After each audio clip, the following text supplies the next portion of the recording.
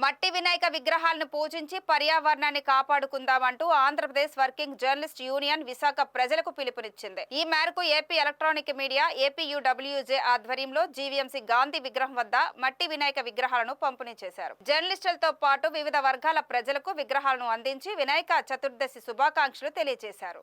AP electronic media అధ్యక్ష కార్యదర్శులు వాల్మీకి నాగరాజు, చందు యాదవ్ ఆధ్వర్యంలో జరిగిన ఈ కార్యక్రమంలో ఇండియన్ జర్నలిస్ట్ యూనియన్ జాతీయ సభ్యులు రావులవలస రామచంద్రరావు, ఏపీయూడబ్ల్యూజే ఉపాధ్యక్షులు చంద్రమోహన్ మాట్లాడుతూ తొలి దశ నుంచి ఏపీయూడబ్ల్యూజే అనేక సమాజహిత కార్యక్రమాలు నిర్వహిస్తుందని వెల్లడించారు. ప్రజాహిత కార్యక్రమాల్లో భాగస్వాములు కావడం ఆనందంగా ఉందని పేర్కొన్నారు.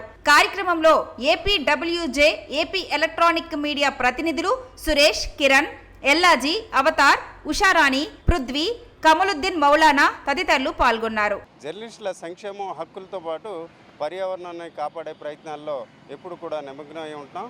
ఆ క్రమంలోనే ఈరోజు ఏపీ ఎలక్ట్రానిక్ మీడియా అలాగే ఏపీయూడబ్ల్యూజే ఆధ్వర్యంలో ఇక్కడ విశాఖలోని జర్నలిస్టులకు అలాగే ఇతరులకు కూడా మట్టి వినాయక విగ్రహాలని అందజేయడం జరిగింది. వినాయక పూజలు చేయడమే కాకుండా పర్యావరణాన్ని కాపాడడం ద్వారా ఈ సమాజాన్ని అలాగే ఈ ప్రాంతాన్ని కూడా సుభిక్షంగా ఉంచాలనే ఆకాంక్షతో ఈరోజు ఏపీ ఎలక్ట్రానిక్ మీడియా ఈ కార్యక్రమాన్ని నిర్వహించడం జరిగింది.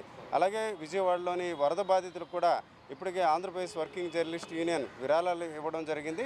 అట్లాగే అన్ని ప్రాంతాల్లో కూడా జర్నలిస్టులతో పాటు ఇతర వర్గాలను కూడా వరద బాధితులకి సహాయం చేయాలని కూడా పిలుపునివ్వడం జరిగింది.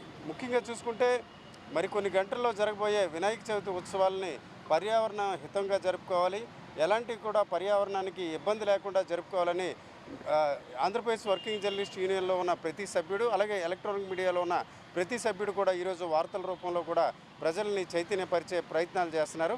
అందరికి కూడా ఏపీడబ్ల్యూజే అలాగే ఏపీ ఎలక్ట్రానిక్ మీడియా తరఫున మరొకసారి వినాయక చవితి శుభాకాంక్షలు.